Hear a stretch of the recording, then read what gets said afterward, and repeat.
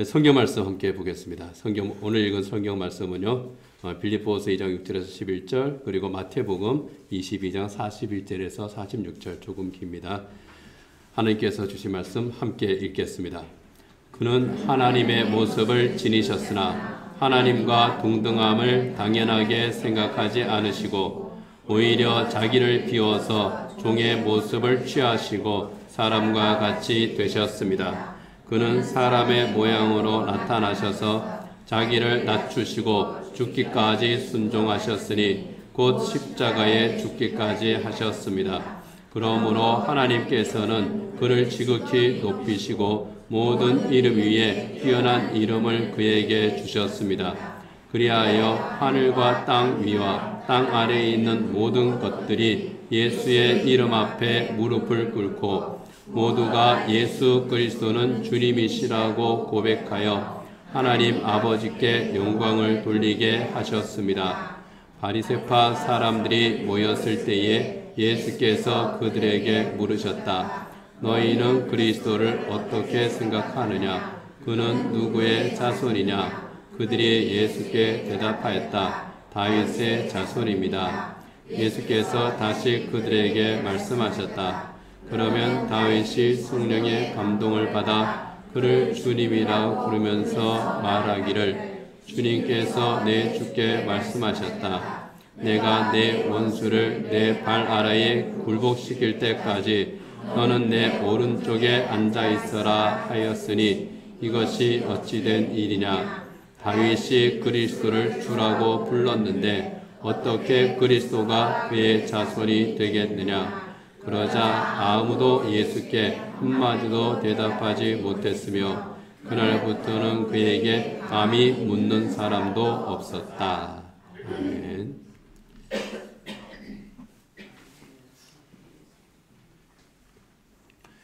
우리의 신앙 고백 10번째 시간입니다. 오늘은 지난주에 이어서 예수님을 우리 주님이시라고 이제 고백하는 이 신앙 고백에 대해서 함께 나누도록 하겠습니다. 예수님의 생애 가운데에 본격적으로 복음을 전하기 시작한 그 시간, 그리고 십자가에서 인류의 구원을 완성하신 그 3년간의 시간을 우리는 공생애라고 합니다.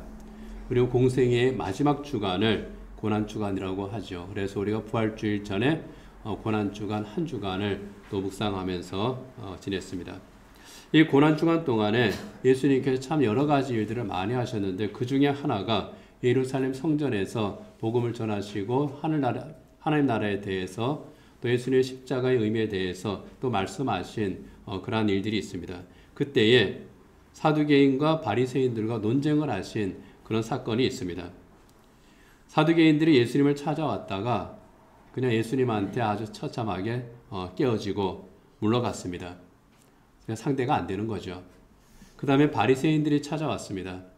사두개인들 너희들이 안 돼? 그러면 우리가 율법에 정통한 사람이니까 우리가 한번 저 예수를 꺾어보겠다 하고 예수님을 찾아왔습니다. 그때 예수님이 바리새인들한테 질문을 하나 하십니다. 당신들은 그리스도를 어떻게 생각하느냐? 그는 누구의 자손이냐? 바리새인들은 아주 즉각적으로 대답을 합니다. 다윗의 자손입니다.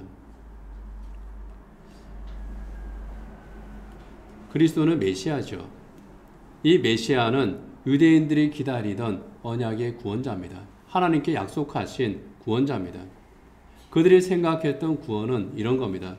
이스라엘 민족을 이방인의 압제에서 구원하고 이스라엘 왕국을 재건하는 그런 영웅입니다.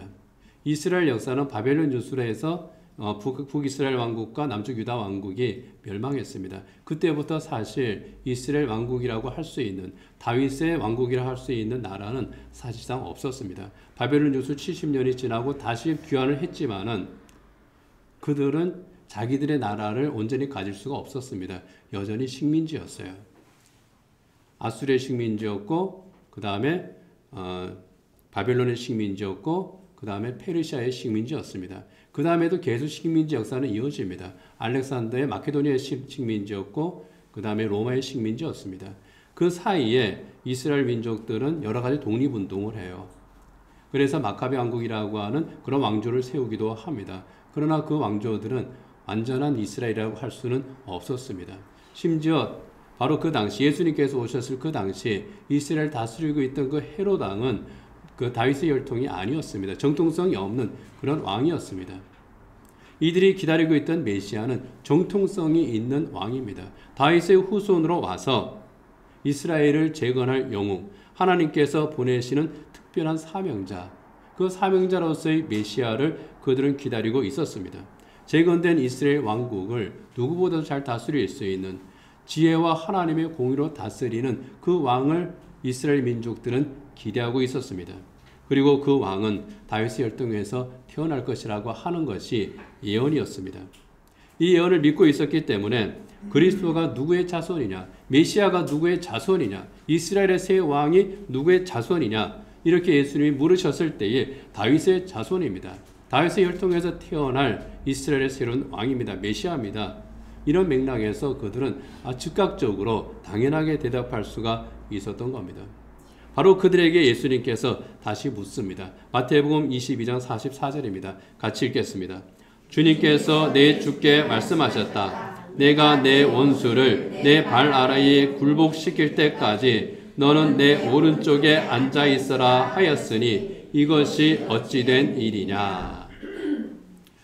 예수님의 이 말씀은 시편 110편 1절의 구절을 인용하신 겁니다. 거의 비슷합니다. 시편 110편 1절은 이렇게 되어 있습니다. 같이 읽겠습니다. 주님께서 내 주님께 말씀하시기를 내가 너의 원수들을 너의 발판이 되게 하기까지 너는 내 오른쪽에 앉아 있어라 하셨습니다.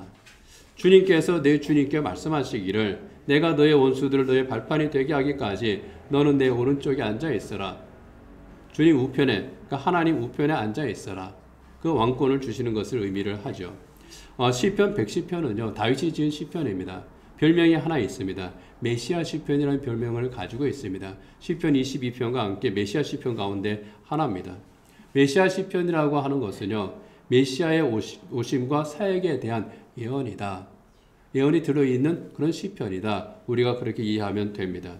이 메시아 시편에서 다윗이 이렇게 고백을 하고 있는 겁니다. 그 메시아는 내 주님이시다. 그렇게 고백을 하고 있는 거예요. 그런데 우리가 읽은 이 시편 110편 1절을 보면 주님께서 내 주님께 말씀하시다 그랬거든요. 도대체 그 주님은 누구고 앞에 나오는 주님은 누구, 뒤에 나오는 주님은 누구냐, 이런 의문이 들 수가 있습니다. 우리가 있는 세번역 성경이 가끔 그렇게 우리를 혼동하게 만듭니다. 구약 성경에서 여호와라고 되어 있는 부분들을 전부 다 주님으로 바꿔버렸어요. 그러다 보니까 이런 일이 생기는 겁니다. 이 세번역 성경 전에 우리가 읽고 있던, 그리고 성도 여러분들이 집에서 여전히 읽고 계시는 개정개혁 성경이나 또는 개혁 성경에 보면은 여호와께서 내 주에게 말씀하셨다, 그렇게 되어 있습니다. 그러니까 주님께서 내 주님께 말씀하시기에, 이것은 앞에 주님은 하나님 아버지, 그러니까 여호와 하나님, 그러니까 성부 하나님이시고요. 그 뒤에 나오는 내 주님, 이건 바로 메시아, 그리스도, 또 우리가 믿는 예수님을 의미를 하는 겁니다. 그렇게 이해가 우리는 쉽습니다. 히브리어 원문도 그렇게 되어 있어요. 히브리어를 보게 되면 네움 에후와 라도니 그렇게 되어 있거든요. 네움 에후와 라도니, 그러니까 네움이라는 건 말했다, 그런 뜻이에요. 에후와는 여호와, 야훼, 하나님이라는 뜻이고요.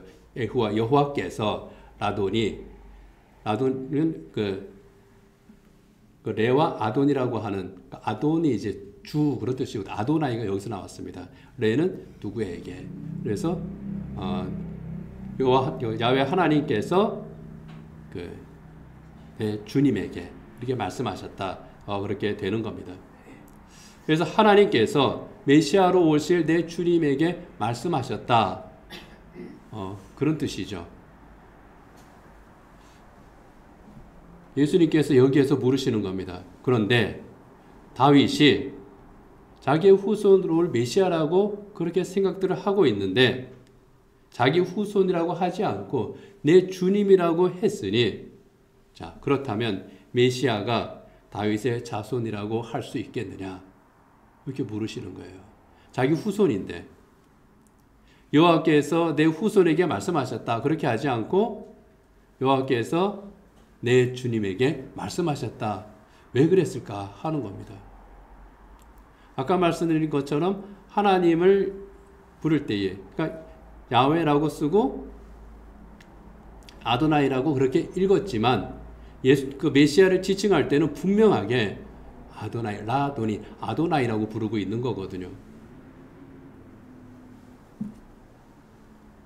하나님을 향한 그 호칭으로 이 다윗이 부르고 있는 겁니다.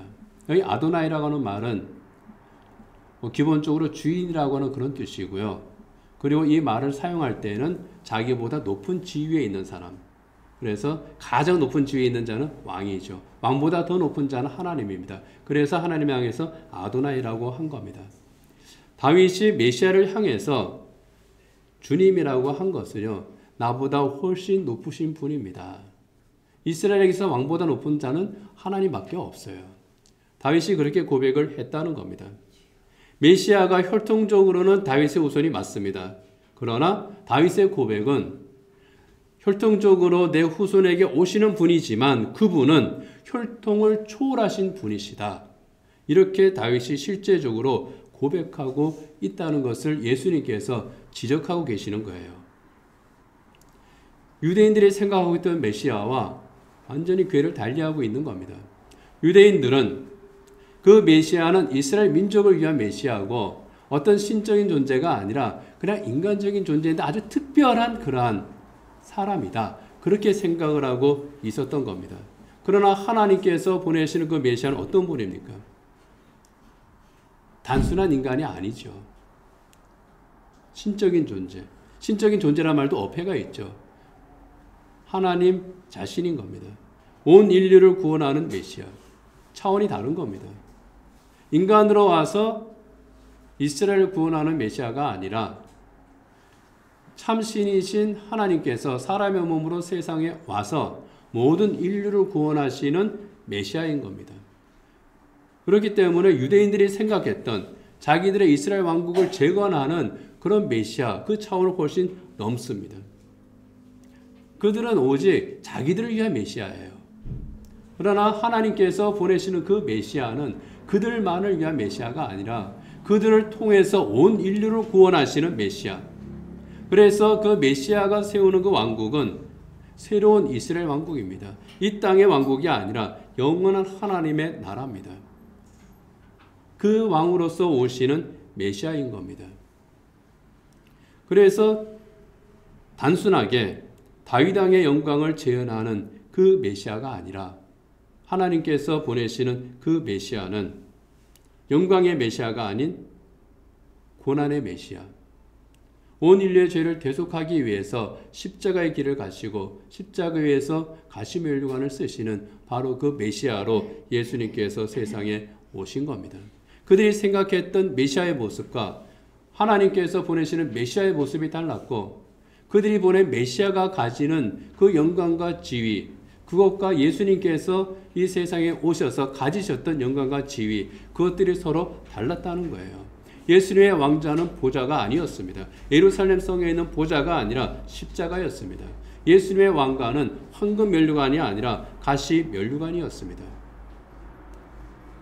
이렇게 메시아로 오신 예수님, 사람들이 높이는 것이 아니라 하나님께서 높이시고 사람들이 그에게 권력을 주는 것이 아니라 하나님께서 온 우주의 통치권을 맡기신 그 메시아로서, 그 아도나이로서 주님께서 이 세상에 오신 겁니다.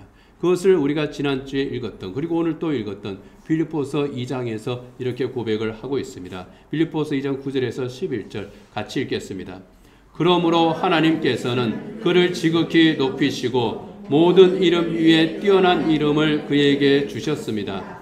그리하여 하늘과 땅 위와 땅 아래에 있는 모든 것들이 예수의 이름 앞에 무릎을 꿇고 모두가 예수 그리스도는 주님이시라고 고백하여 하나님 아버지께 영광을 돌리게 하셨습니다. 아멘.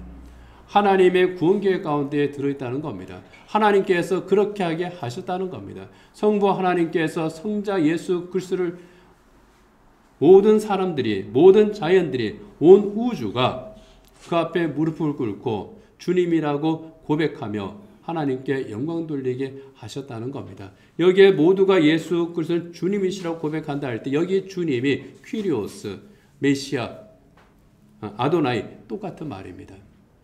헬라어로 퀴리오스, 그리고 히브리어로 아도나이, 우리말로 주님, 그런 뜻인 거죠. 성도들이 예수님을 향해서 주님이라고 부르는 이유가 바로 여기에 있는 겁니다. 메시아로 오신 예수님, 우리를 죄에서 구원하고 예수님께서 다스리시는 그 하나님 나라의 시민이 되게 하셨고, 그렇기 때문에 우리는 예수님을 향해서 주님이라고 부릅니다. 다윗이 오실 메시아를 향해서 그분의 신성을 생각하면서 그분의 하나님이심을 생각하면서 주님이라고 부른 것처럼 우리 또한 나의 왕이신 예수님을 향해서 나의 주님, 이렇게 부르고 고백을 하는 겁니다. 우리가 이렇게 예수님을 향해서 주님이라고 고백을 하는데요. 예수님을 우리가 주님이라고 고백할 때에는 몇 가지 의미가 내포되어 있습니다. 그냥 주님, 이건 예수님에 대한 그런 단순한 호칭 아니라는 겁니다. 우리는 기도할 때에 또는 평소에 이제 신앙의 어떤 대화를 할 때에 주님 그러면은 예수님도 주님이고 성부 하나님도 주님입니다. 우리가 기도할 때 주님, 제 기도를 들어주십시오 할 때 그때 그 주님은 누굽니까? 성부 하나님이에요. 내가 주님의 이름으로 기도합니다 그러면 그때는 예수님이에요. 그래서 사실은 우리가 신앙 고백할 때에 똑같이, 그러니까 이스라엘 사람들이 했던 것처럼 똑같은 의미에서 그렇게 고백하기도 합니다. 그런데 오늘은 특별히 예수님을 향해서 주님이라고 고백을 하는데, 주님이라고 그렇게 고백할 때 그 안에 들어있는 의미가 무엇이냐, 그것을 우리가 네 가지로 생각을 합니다. 그 첫 번째는요, 예수님은 하나님이시다 하는 고백입니다. 사람으로 이 세상에 오셨지만은 예수님께서는 본래 하늘 보좌에 하나님이셨던 그런 분, 하나님의 아들로서 성부, 성자, 성령 그 삼위 중에 한 분으로서 하나님께서 천지를 창조하실 때에 그때 함께 하셨던 바로 그분, 성부, 성자, 성령 삼위 위격은 서로 다르나 한 분이신 하나님, 참 하나님이시다 하는 겁니다. 그 참 하나님이심에 대한 신앙 고백을 사실상 가장 먼저 한 사람은 도마입니다. 요한복음 20장 28절 29절 같이 한번 읽겠습니다. 도마가 예수께 대답하기를 나의 주님 나의 하나님 하니 예수께서 도마에게 말씀하셨다. 너는 나를 보았기 때문에 믿느냐? 나를 보지 않고도 믿는 사람은 복이 있다. 베드로가 먼저 한 것 같잖아요. 그죠? 예수님께서 너희는 나를 누구라 하느냐 했을 때 베드로가 뭐라 그럽니까? 주는 그리스도시요 살아계신 하나님의 아들이십니다 했거든요. 근데 성경 원문을 보면은요, 주는 그렇게 번역을 한 그분은, 그쪽은요, 당신은 그렇게 되어 있어요. 당신은 그리스도시요 살아계신 하나님의 아들이십니다. 근데 그것을 우리말로 번역하면서 그냥 주는 그렇게 이제 바꾼 겁니다. 그래서 예수님을 향해서 번역에서 그냥 당신은 그러면은 좀 듣는 당신이 불편하실 것 같아서 그랬는지 모르겠지만 하여간 그렇게 번역을 한 곳들이 굉장히 많아요. 그러나 예수님의 도마가 예수님에 대해서 나의 주님 할 때에는 분명하게 퀴리오스로 그렇게 예수님을 부릅니다. 그런데 성경에서 이렇게 주님이라고 부를 때에는 히브리어 성경이나 헬라어 성경이나 마찬가지입니다. 하나님에 대한 호칭입니다. 특히 그리스도인들이 예수님을 향해서 주님이라고 부를 때에 예수님께서 십자가에서 죽으시고 다시 부활하신 후에 예수님을 만난 그 모든 그리스도인들이 예수님을 부를 때에는 반드시 주님이라고 그렇게 불렀습니다. 예수님을 향해서 주님이라고 부른 것은 예수님은 참 하나님의 아들이십니다 하는 이 신앙 고백이 거기에 들어있는 겁니다. 하나님으로 믿고 고백한 거예요. 근데 그것 때문에 핍박을 받았습니다. 유대인들은 감히 사람을 하나님의 아들이라고 그렇게 믿고 고백을 해? 당신들은 이단이야. 그렇게 해서 고난을 당했고요. 로마 당국에서 볼 때는 또 어떻습니까? 황제 외에는 부를 수 없는 호칭을 너희들이 감히 불러? 감히 인간을 신격화해? 그래서 또 교회를 핍박했습니다. 그러나 그럼에도 불구하고 그리스도인들은 어떻게 했습니까? 예수님을 여전히 주님이라고 불렀습니다. 도마가 나의 주님이라고 했던 것처럼 나의 주님이라고 그렇게 고백을 했습니다. 이유가 뭡니까? 그것이 맞기 때문에. 그래서 신앙 고백적인 그런 의미로 나의 주님 이렇게 부르는 겁니다. 예수님께서 바리새인들에게 다윗이 메시아를 향해서 주님이라고 부른 것에 대해서 굳이 말씀하신 이유도 바로 여기에 있는 겁니다. 너희들이 생각하는 그 메시아와 인간 메시아와 차원이 다르다 하는 거예요. 그리고 두 번째는 나의 구주시라 하는 그런 의미입니다. 구주라고 하는 말은요, 나를 구원하신 주님 그런 뜻이에요. 이 구주라고 하는 말은 사실은 그 성경 원어에는 구주하고 명확하게 나와 있는 그런 말은 없는 것으로 제가 압니다. 한자 말이에요. 그 성경을 보게 되면요, 헬라어나 영어 성경을 보면은 구주라고 이제 우리가 번역한 그 말이 구원자 그런 뜻이에요. 뭐 소테르, 세이비어 전부 그런 뜻이에요. 그러나 구주는 한자말 구주는 구원했다는 뜻하고 주님이라고 하는 그 말이 결합한 겁니다. 그래서 이거는 참 잘한 것 같아요. 구주, 예수님은 구주십니다 할 때에 우리를 구원하신 분인데 그 구원하신 분이 얼마나 위대한가, 그 주체가 얼마나 대단한 분이신가 하는 것을 잘 드러내는 말이 이 구주라고 하는 그런 말인 것 같습니다. 그렇다고 해서 사람들에게 경배를 받고 영광을 얻기 위해서 구원하신 주님이 아닙니다. 우리가 아는 것처럼 모든 인류를, 모든 인간을 죄와 사망의 권세에서 구원하기 위해서, 해방시키기 위해서 정말 참담한 대가를 치르신 우리 예수님이신 겁니다. 십자가의 고난을 받으셨습니다. 그런데 그 십자가의 고난을 받으면서도 성경을 보면은 예수님께서는 오히려 그것을 기뻐하셨다고 우리에게 증언합니다. 우리가 잘 아는 히브리서 12장 2절 말씀입니다. 같이 읽겠습니다. 믿음의 창시자요 완성자이신 예수를 바라봅시다. 그는 자기 앞에 놓여있는 기쁨을 내다보고서 부끄러움을 마음에 두지 않으시고 십자가를 참으셨습니다. 그리하여 그는 하나님의 보좌 오른쪽에 앉으셨습니다. 예수님의 마음에 대해서 이보다 더 잘 표현하고 있는 그런 성경도 별로 없을 것 같아요. 자기 앞에 놓여있는 기쁨, 예수님 앞에 놓여있는 기쁨이 뭡니까? 우리를 구원하시는 기쁨이에요. 한 죄인이 주님 앞에 돌아오는 기쁨입니다. 예수님께서 십자가에서 돌아가심으로 말미암아 피를 흘려 죽으심으로 말미암아 그 고난을 받으심으로 말미암아 그 고난을 통해서 그 고난 때문에 구원받는 한 영혼, 이것을 생각하니까 주님께서 기쁨으로 그 십자가의 고난과 고통과 그 수치를 다 참으실 수 있었다는 겁니다. 그것을 보고 참으신 거예요. 우리는 어떻습니까? 예수님께서는 우리의 구원을 보시고 또 하나님 나라의 영광을 바라보시고 그 모든 고난과 고통, 수치, 힘든 것 다 참으셨는데 우리는 어떻습니까? 뭐 우리보다 이 성경을 생각할 때마다 그럼 나는 과연 어떻지? 나는 정말 주님처럼 참을 수 있을까?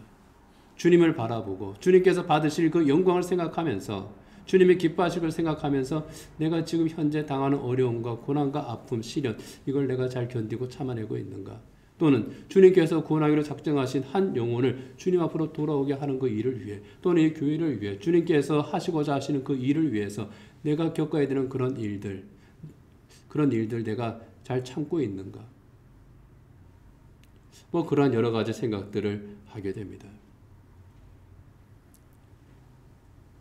고난을 받으면서도 오히려 기뻐하시는 예수님.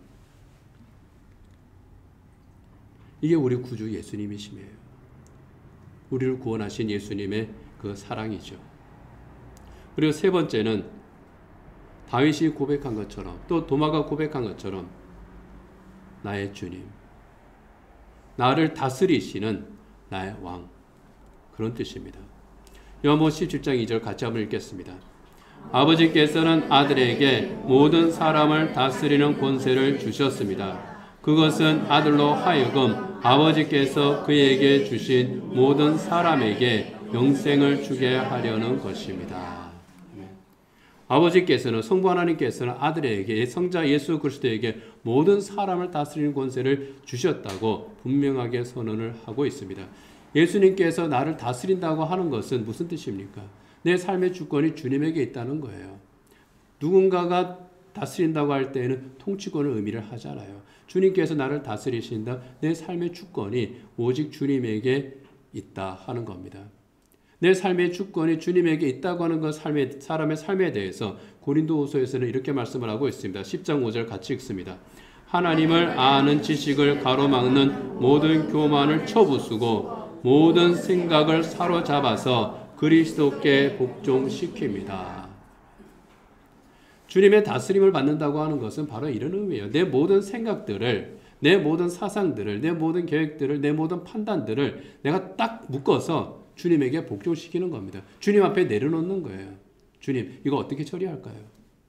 주님, 지금 나한테 드는 이 생각이 있습니다. 내가 이걸 어떻게 처리해야 될까요?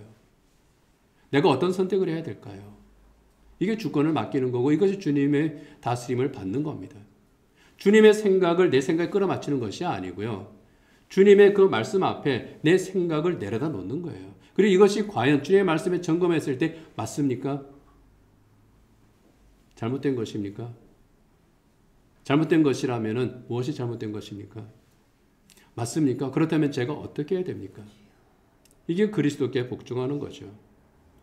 그리고 주님께서 나를 다스린다는 것, 내 삶의 주권을 주님에게 드린다고 하는 것은요, 내 삶의 왕이 죄가 아니라 주님이 나의 왕으로 직접 다스리시는, 그 권위로 다스리시는 바로 그것을 말합니다. 죄가 다스릴 수 없는 사람, 죄가 이길 수 없는 사람. 그래서 로마서 6장 14절에서 이렇게 말씀을 하고 있습니다. 여러분은 함께 읽습니다. 여러분은 율법 아래 있지 않고 은혜 아래 있으므로 죄가 여러분을 다스릴 수 없을 것입니다. 죄가 다스린 사람이 아니라 예수님께서 다스리는 사람, 예수님의 의가 다스리는 사람, 예수님의 사랑이 다스리는 바로 그 사람, 예수님의 뜻을 알고 예수님께 나의 모든 것을 맡기고 살아가는 바로 그 사람이 주님의 다스림을 받는 자입니다. 그래서 우리는 주님 앞에 질문을 해야 되는 겁니다. 과연 나는 주님의 다스림을 받는 자입니까? 주님의 다스리심에 나는 복종하고 있습니까? 그 네 번째로는요, 나를 다스리시는 바로 그분, 나의 주님이신 바로 그분이 나를 사랑하신다 하는 거예요. 사랑으로 다스리시는 주님. 세상의 왕은 힘으로 다스리죠. 우리가 얼마 후면 대통령을 뽑습니다. 왜 대통령이 되려고 합니까? 국가의 최고의 권력을 가지고 있거든요. 그 권력으로 자기가 가지고 있는 이 나라 이 민족을 위해서 품고 있는 그런 이상을 실현하기 위해서 대통령이 나오고, 그리고 이 나라 국민들은 그 대통령이 이 나라를 위한 이상을 실현할 수 있도록 힘을 그에게 부여를 해 주는 겁니다. 그게 권력이에요. 권력의 속성은 힘으로 다스리는 겁니다. 법으로 다스리는 거죠. 그러나 예수님은 다릅니다. 예수님의 법은 사랑의 법입니다. 그래서 요한복음 15장 9절 이렇게 말씀을 하고 있습니다. 같이 읽겠습니다. 아버지께서 나를 사랑하신 것과 같이 나도 너희를 사랑하였다. 너희는 내 사랑 안에 머물러 있어라. 성부, 성자, 성령 삼위일체 하나님께서 관계를 가지는 방법은 사랑의 관계입니다. 서로 사랑하시는 거죠. 그 가운데에서 천지를 창조하셨고 그 가운데에서 하나님의 구원 계획을 세우시고 그 구원 계획을 실행하십니다. 성부 하나님의 구원 계획을 세우시고 성자 하나님이 실행하시고 성령 하나님께서 그 모든 것을 온 인류에게 알게 하시고 또 우리에게 깨달아서 알게 하시고 또 인도하시는 겁니다. 그런데 그 사랑은 말로만 하는 사랑이 아니라고 하는 특징이 있습니다. 실천적인 사랑이죠. 방금 말씀드린 것처럼 하나님이 계획을 세우기만 하시는 것이 아니라 하나님께서 계획 세우셨을 때에 그 세운 계획을 예수님께서 실행을 하십니다. 실천하시는 겁니다. 예수님께서는 이 세상에서 실제로 그 실천의 모범을 보여주셨죠. 예수님께서는 제자들의 발을 씻겨주셨습니다. 선생이 된 자로서, 구주가 된 자로서 우리 예수님께서는 제자들의 발을 낮은 자리에서 씻겨주셨습니다. 잃어버린 양들, 이스라엘의 잃어버린 양들을 주님께서는 찾아오셨다고 말씀을 했습니다. 죄인과 세리들의 친구가 되셨습니다. 그리고 용서하되 7번씩 70번이라도 용서하시는 그 용서의 모범을 우리 주님께서 보여주셨습니다. 겸손하게 낮아지셔서 죽기까지 하나님의 구원 계획에 순종하신 우리 예수님입니다. 이것이 예수님의 사랑이고 우리 예수님의 실천적인 사랑입니다. 그 사랑에 대해서 빌립보서 2장 8절에서 이렇게 말씀을 합니다. 같이 읽습니다. 자기를 낮추시고 죽기까지 순종하셨으니 곧 십자가에 죽기까지 하셨습니다. 사랑을 위해서 낮아지시는 주님. 이게 사랑의 본질이에요. 사랑의 속설이에요. 우리가 누군가를 사랑한다고 할 때 어떻습니까? 그 사랑한다고 할 때 그 초점이 누구에게 맞춰져 있습니까? 나한테 맞춰져 있지 않잖아요. 상대에게 맞춰져 있잖아요. 부모가 자식을 사랑한다고 할 때 그 사랑은 누구에게 맞춰져 있습니까? 내 만족을 위해서 사랑합니까? 아니죠. 자식을 그냥 사랑하는 겁니다. 조금 빈당한 말이지만 제가 이번 달 들어서 부모와 자식의 사랑에 대해서 한 가지 생각을 했는데 이게 맞을지 안 맞을지 한번 서로 판단을 해보세요. 자, 사랑은 내리사랑이라고 그러죠. 자, 왜 내리사랑일까요? 제가 이제 조금 아팠다 말았다 하면서 이제 깨달은 것 중에 하나가 이거예요. 부모는 자식이 아프면 자식을 내가 이 자식 때문에 아팠으면 좋겠다 하는 마음이 곧바로 듭니다. 근데 자식은 어떻습니까? 부모가 아플 때 부모 대신 내가 아팠으면 좋겠다. 그런 마음을 별로 가지지를 않아요. 참 힘드시겠다. 어떡하지? 병원에 빨리 모셔가야지. 이 생각은 하지만 내 부모 대신 내가 아팠으면 좋겠다. 제가 그랬어요. 제가. 병원에 모시고 가면서도 내가 대신 아팠으면 좋겠다. 이 생각은 별로 안 들더라고요. 그런데 내 자식들이 아프니까 딱 드는 생각이, 애가 이제 힘들어하니까 딱 드는 생각이 바로 그거예요. 아이고야, 내가 대신 아팠으면 좋겠다. 야, 이게 부모의 사랑과 자식의 사랑의 차이구나. 그래서 내리사랑이구나. 제 마음대로 한번 생각해 본 겁니다. 물론 이제 부모 대신 내가 아팠으면 좋겠다라고 생각하는 자식은 진짜 효자 중에 효자입니다. 저보다 100배 나은 효자입니다. 그런 면에서 볼 때 저는 효자 아니에요. 예. 근데 제가 이제 그 생각을 하고 나서 한번 말씀을 드려야 되겠다. 이제 그래서 그냥 이 시간 생각나서 갑자기 한번 말씀을 드렸습니다. 근데 주님의 사랑이 그래요. 주님의 사랑이 내리사랑 중에 가장 큰 사랑입니다. 대신 아프기 위해서 오셨잖아요. 대신 아프기 위해서, 대신 죽기 위해서, 죄값을 대신 치러주기 위해서. 그래서 오신 예수님이시잖아요. 그 사랑이잖아요. 그 낮아짐이 어디까지 낮아짐입니까? 나보다 더 낮아짐이에요. 주님의 낮아짐이라고 하는 거는요, 단순하게 낮아짐이 아니라 내 안에 들어오셔서 나의 가장 깊은 곳까지 들어오심. 그게 주님의 낮아지심입니다. 그곳에서 십자가에서 죽기까지 하신 바로 그 사랑인 겁니다. 그래서 그 사랑이 힘이 있는 거예요. 그래서 그 사랑이 구원의 능력이 있는 겁니다. 그 사랑으로 지금도 우리를 사랑하시는 예수님이잖아요. 그래서 사도 바울이 아주 유명한 신앙 고백적인 선언을 합니다. 바로 로마서 8장 35절에 나오는 말씀이, 저는 이 말씀이 생각할 때마다 정말 가슴이 뭉클하고 그냥 여기가 뛴다 그래야 되나요? 그리고 눈가도 좀 촉촉해지고 그렇습니다. 같이 한번 읽어보겠습니다. 누가 우리를 그리스도의 사랑에서 끊을 수 있겠습니까? 환난입니까? 공고입니까? 박해입니까? 굴주림입니까? 헐벗음입니까? 위협입니까? 또는 칼입니까? 성경에 기록한 바 우리는 종일 주님을 위하여 죽임을 당합니다. 우리는 도살당할 양과 같이 여김을 받았습니다. 한 것과 같습니다. 그러나 우리는 이 모든 일에서 우리를 사랑하여 주신 그분을 힘입어서 이기고도 남습니다. 나는 확신합니다. 죽음도 삶도 천사들도 권세자들도 현재일도 장래일도 능력도 기쁨도 그 밖에 어떤 피조물도 우리를 우리 주 예수 그리스도 안에 있는 하나님의 사랑에서 끊을 수 없습니다. 아멘. 나는 확신합니다. 그 어떤 것도 우리 주 예수 그리스도 안에 있는 하나님의 사랑에서 끊을 수 없습니다. 끊을 수 없는 사랑, 결코 끊을 수 없는 주님의 사랑이 나를 향한 우리 주님의 사랑이라는 거예요. 그 사랑에 그렇게 사랑하시는 우리 주님의 은혜가 정말 그 사랑이 얼마나 감사하고 얼마나 벅찬지 모르겠습니다.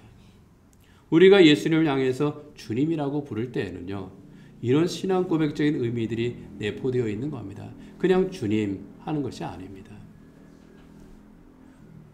그래서 아마 그런 경험들을 해보신 적이 있을 거예요. 기도하기 위해서 자리에 앉았을 때 그냥 주님 이 한마디만 했는데 모든 게 다 들어있는 뭐 그런 그 경험들을 해보셨을지 모르겠습니다. 그런 겁니다.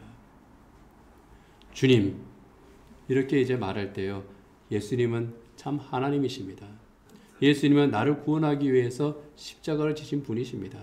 예수님은 내 삶의 주권을 가지고 나를 다스리시는 분이십니다. 예수님은 죽기까지 나를 사랑하신 분입니다. 결코 끊을 수 없는 사랑으로 나를 사랑하시는 나의 주, 나의 예수 그리스도십니다. 이런 고백인 겁니다. 이 고백을 사도들이, 초대교회 성도들이 한 겁니다. 그런데 사도들이 이 고백을 하면서요, 다른 데서는 전부 다 나는 믿습니다. 사도신경 구조가 그렇게 되어 있어요. 나는 믿습니다. 나는 믿습니다. 나는 믿습니다. 그렇게 되어 있는데 나는 믿습니다. 우리 주 예수 그리스도를 믿습니다. 그렇게 말합니다. 우리라고 하는 말이 여기에 들어가요. 주님에 대한 신앙 고백을 할 때에 우리 주라고 하는 거예요. 우리 주. 이 사도신경을 이렇게 쭉 해설해 놓은 그 여러 가지 책들을 이제 보고 참고를 했는데 우리 주에 대해서 말씀한 분은 또 이제 없더라고요. 근데 저는 우리 주라고 한 것이 여기서 딱 멈췄습니다. 우리 주. 나의 주인데 우리 주. 나의 주님만이 아니라 우리 주님이라는 겁니다. 신앙생활 혼자 하는 것이 아니에요. 교회 공동체의 주님이시라는, 나와 너, 우리의 주님이시라는 겁니다. 그래서 우리가 사도신경을 같이 고백하는 겁니다.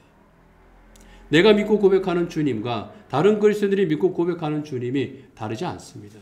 같은 주님이에요. 같은 예수님이에요. 그렇다면 어떻게 해야 됩니까? 같은 믿음으로 믿어야죠. 같은 사랑으로 서로 사랑해야죠. 그런데 왜 싸웁니까? 왜 서로 미워합니까? 내가 믿는 예수님하고 저 사람이 믿는 예수님이 같은데 왜 미워합니까? 왜 증오합니까? 그래서 우리 주님이라고 그렇게 고백한 것 같아요. 우린 같은 주님을 고백합니다. 우린 같은 예수님을 믿습니다.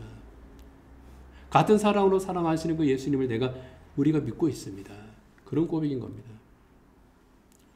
예수님께서 세 계명을 제자들에게 주셨잖아요. 너희는 서로 사랑하라. 내가 너를 사랑한 것 같이 너희도 서로 사랑하라. 내 이웃을 내 몸과 같이 사랑하라. 7번씩 70번이라도 용서하며 사랑하라.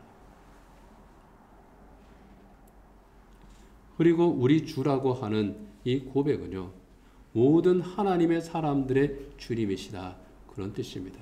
우리 교회만이, 또 구원받은 사람만의 주님이 아니라는 거예요. 구원받을 사람들의 주님, 현재 믿는 사람들만의 주님이 아니라 모든 믿는 사람들, 과거에 믿었고 현재 믿고 있고 앞으로 믿을 바로 그 사람들, 잠시 교회를 떠난 사람들까지도 사랑하시는 주님이라는 겁니다. 하나님께서 구원하기로 작정하시고 구원하셨던 사람들, 예수님의 이름 앞에 나온 그 모든 사람들, 그리고 앞으로 나와야 할 사람들, 궁극적으로 구원하실 그 모든 사람들의 주님이시라고 하는 그런 의미가, 참으로 그 우주적인 의미가 우리 주라고 하는 이 신앙 고백에 있는 겁니다. 그렇기 때문에 우리는 하나님 앞에서 이 신앙 고백을 서로 나눌 뿐만 아니라 또 모든 하나님의 자녀들이 이 신앙 고백을 나누면서 또 살아야 할 필요성이 있는 겁니다. 결코 포기하지 않고 이 신앙 고백을 하나님 앞에 드리면서 이 신앙 고백 안에 또 초대해야 될 필요가 있는 겁니다. 우리의 가족 가운데에 또 우리 교회 교인들 가운데에 잠시 예수님을 주님으로 부르는 바로 이 길, 이 신앙의 길을 떠난 사람들이 있습니다. 안타깝게도 신앙의 길을 포기한 그런 사람도 있습니다. 그렇지만 우리는 결코 포기해서는 안 되는 이유가 있습니다. 주님께서 그를 포기하지 않으셨기 때문에요. 우리가 그걸 어떻게 합니까? 나는 저 사람은 하나님 앞에 다시는 돌아올 수 없는 사람이야. 그렇게 단정을 하고 저 사람은 예수 믿을 수 없는 사람이야. 아, 저런 사람이 예수 믿으면 안 돼. 우리는 그렇게 단정을 합니다. 그러나 예수님께서 그렇게 단정하셨는지 않으셨는지 우리가 어떻게 합니까? 십자가 위에서 예수님 곁에 못 박힌 그 죄수가 주님 앞에 당신의 나라에 들어갈 때 저를 기억해 주십시오 할 때 내가 오늘 나와 함께 낙원에 있으리라 말씀을 하셨고요. 예수님을 십자가에 못 박는 바로 그 사람들을 향해서도 뭐라 그럽니까? 저희들의 죄를 용서해 주십시오. 용서해 주십시오라고 탄원하는 이유가 뭡니까? 그들에게 구원의 가능성이 있기 때문이에요. 사람들은 구원의 가능성이 없다고 하는데 주님께서는 아니야, 내가 있다고 하는데 왜 너희들이 마음대로 단정을 지어? 그렇게 말씀을 하는 겁니다. 내가 포기하지 않는데 왜 너희가 포기하느냐고 말씀을 하시는 겁니다. 주님께서 포기하지 않으시는 그 사랑이 우리를 향한 사랑이라고 하면은 주님께서 구원하기로 예정하신 그 사람을 향한 주님의 사랑 역시 포기하지 않는 사랑이고 결코 끊을 수 없는 사랑인 겁니다. 그 예수님을 우리가 생각하고 그 예수님처럼 끝까지 사랑하고 기도하고 권면하고 섬기는 것이 우리가 해야 될 일이라는 거예요. 그런데 내가 참 하기가 힘듭니다. 내 마음이 너무 지쳤습니다. 나는 주님처럼 사랑할 수 없습니다. 그런 마음이 솔직히 우리에게 듭니다. 내가 용서하고 싶은데 미운 마음이 먼저 생깁니다. 저 인간만큼은 내가 정말 사랑하지 않아도 되지 않을까요? 그런 마음이 정말 듭니다. 그럴 때에 우리가 어떻게 되겠습니까? 주님께 맡겨야죠. 기도해야죠. 기도라고 하는 것은 그래서 하는 거예요. 내가 약하기 때문에 못하기 때문에 기도하는 겁니다. 이제 말씀을 맺도록 하겠습니다. 우리는 예수님을 주님이라고 고백합니다. 이렇게 고백하는 것은 내 삶의 주권을 온전히 주님에게 맡기는 주님이 나의 참된 왕이십니다. 그리고 예수님의 다스리심에 순종하는 거죠. 그리고 그 다스림은 사랑의 다스림입니다. 사랑으로 다스리시는 그 예수님처럼 우리가 또한 사랑으로 살겠습니다 하는 겁니다. 결코 끊을 수 없는 사랑으로 나를 사랑하신 예수님, 그리고 우리는 그 예수님의 사랑으로 또 서로 사랑하는 겁니다. 그 사랑 가운데 사랑의 열매를 맺는 것이 우리 그리스도인의 삶인 줄 압니다. 나의 주님, 나를 위해 십자가에서 죽으신 나의 주님, 나를 구원하신 주님, 그 사랑 안에서 내가 순종하며 살겠습니다. 그렇게 사랑의 삶에 복된 열매를 맺는 우리 성수교회 모든 성도들이 되기를 원합니다. 기도하겠습니다. 우리는 나의 주님으로 또 우리의 주님으로 고백합니다. 하나님, 나를 구원하신 구주, 나를 다스리시는 우리 주 예수 그리스도, 겸손하게 낮아지셔서 가장 낮은 곳에서 우리를 살피시고 사랑하시는 우리 주님, 결코 포기하지 않으시는, 결코 끊어지지 아니하는 그 사랑으로 우리를 사랑하시는 주님이심을 우리가 고백합니다. 그 주님의 사랑을 저희들이 받고 또 그 주님의 사랑으로 주님을 사랑하며 또 주님께서 우리에게 주신 그 모든 생명들을 사랑을 하며 사랑의 열매를 맺어갈 수 있는 저희들 되게 하여 주시옵소서. 예수님 이름으로 기도드립니다. 아멘.